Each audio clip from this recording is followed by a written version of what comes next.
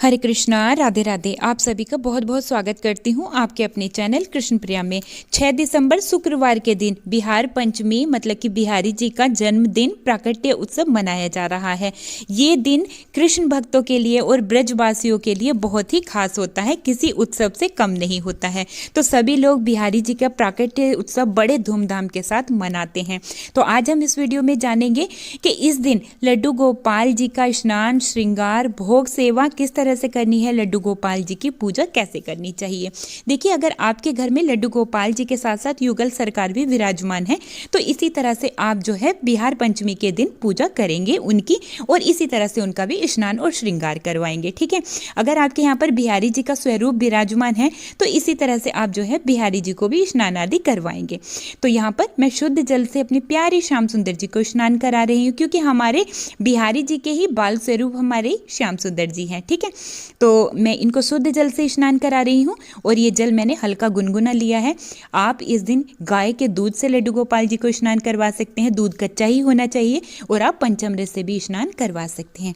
अच्छा, स्नान का जो जल रहता है इसको आप प्रसाद रूप में ग्रहण जरूर से करें। आप इसको अपने घर में भी छिड़क सकते हैं और आप इसको इधर उधर ना डालें, किसी पौधे में आप इसको डाल सकते हैं। ठीक है, अच्छा, स्नान कराने के बाद लड्डू गोपाल जी को बिहार पंचमी के दिन आपको इत्र से मालिश जरूर से करनी चाहिए। वैसे तो देखिए, लड्डू गोपाल जी को रोज ही इत्र से मालिश करनी चाहिए, लेकिन अगर आप रोज इत्र सेवा लड्डू गोपाल जी की नहीं करते हैं तो जैसे एकादशी, पूर्णिमा और जैसे बिहार पंचमी है, ये तो हमारे बिहारी जी का जन्मदिन है, तो इसलिए इस दिन तो आप इत्र से मालिश लड्डू गोपाल जी की जरूर से करें। इत्र की तासीर गर्म होती है तो इससे हमारे लल्ला को जो है हल्की गर्माहट मिलती है, इसीलिए हम जो है उनको इत्र सेवा देते हैं, जिससे कि उनको बहुत आराम मिलता है। ठीक है, अच्छा देखिए, बिहार पंचमी के दिन लड्डू गोपाल जी को नए वस्त्र धारण कराने चाहिए और नया श्रृंगार धारण कराना चाहिए, क्योंकि हमारे लड्डू गोपाल जी को रोज नए नए श्रृंगार धारण करना, नए नए वस्त्र धारण करना अत्यधिक प्रिय है। ठीक है, और वैसे भी बिहारी जी का जन्मदिन है तो इस दिन तो आप लड्डू गोपाल जी के लिए नई पोशाक ही लाकर उनको धारण करवाएं, इस बात का ध्यान रखना है। ठीक है, अच्छा, ये पोशाक आप जो है घर पर भी तैयार कर सकते हैं आसान तरीके से। अगर आपको बुनना आता है तो आप जो है घर पर भी लड्डू गोपाल जी के लिए वुलन ड्रेस तैयार कर सकते हैं। आप जो है वेलवेट की ड्रेस तैयार कर सकते हैं।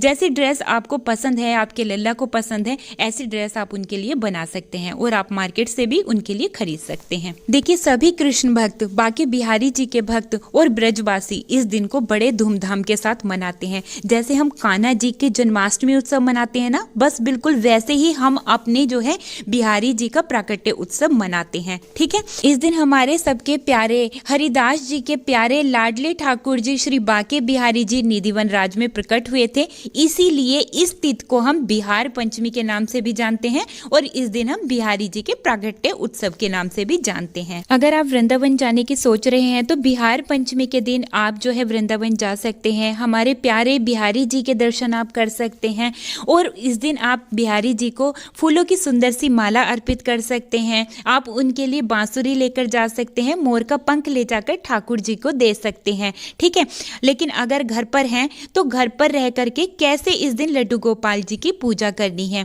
तो देखिए, बिहार पंचमी के दिन जैसे मैंने आपको बताया, आपको लड्डू गोपाल जी को कच्चे दूध से स्नान कराना है या आप पंचामृत से भी लड्डू गोपाल जी को स्नान करवा सकते हैं बिहार पंचमी के दिन। उसके बाद में लड्डू गोपाल जी को बहुत ही अच्छे से इत्र की मालिश करनी है। अगर आपके यहाँ पर युगल सरकार विराजमान है या फिर बिहारी जी का स्वरूप विराजमान है, उनको भी इसी तरह से इत्र सेवा करके बहुत ही सुंदर सा श्रृंगार और बहुत ही सुंदर से वस्त्र धारण करके आसन पर विराजमान करना है। फिर ठाकुर जी को फूलों की माला पहनाएं और ठाकुर जी के श्री चरणों में पुष्प भी अर्पित करें। फिर ठाकुर जी के मस्तक पर हरी चंदन से तिलक लगाएं, तिलक के ऊपर चावल जरूर से लगाएं। फिर ठाकुर जी की नजर उतारें, उनकी आरती उतारें। आरती आपको जो भी आती है वही आरती गानी है। फिर ठाकुर जी को एक काला टीका जरूर से लगाना है कि हमारे ठाकुर जी को नजर ना लग जाए। ठीक है, इस दिन आप लड्डू गोपाल जी की दर्पण सेवा कर सकते हैं।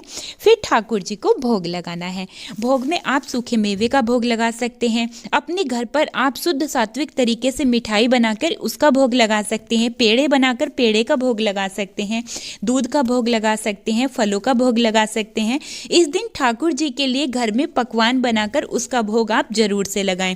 देखिए, जैसे हम अपने घर के छोटे से बच्चे का जन्मदिन सेलिब्रेट करते हैं ना, बिल्कुल वैसे ही हमें अपनी बिहारी जी का जो है जन्म उत्सव भी मनाना चाहिए। अच्छा, इस दिन लड्डू गोपाल जी को भोग में माखन मिश्री का भोग विशेष रूप से लगाना चाहिए। जहाँ पर हमारे ठाकुर जी, हमारे लड्डू गोपाल जी आसन पर विराजमान हैं, उसके आसपास में हमें मोर के पंख और गुब्बारों से सजावट करनी चाहिए बिहार पंचमी के दिन, और वहीं पर अपने प्यारे से ठाकुर जी को, अपने लड्डू गोपाल जी को विराजमान करना चाहिए।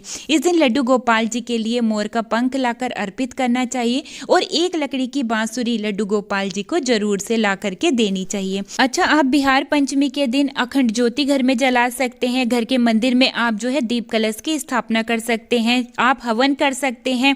इस दिन बहुत ज्यादा आपको जो है नाम जाप करना चाहिए, क्योंकि हमारे ठाकुर जी श्री राधा नाम से बहुत ही अधिक प्रसन्न हो जाते हैं।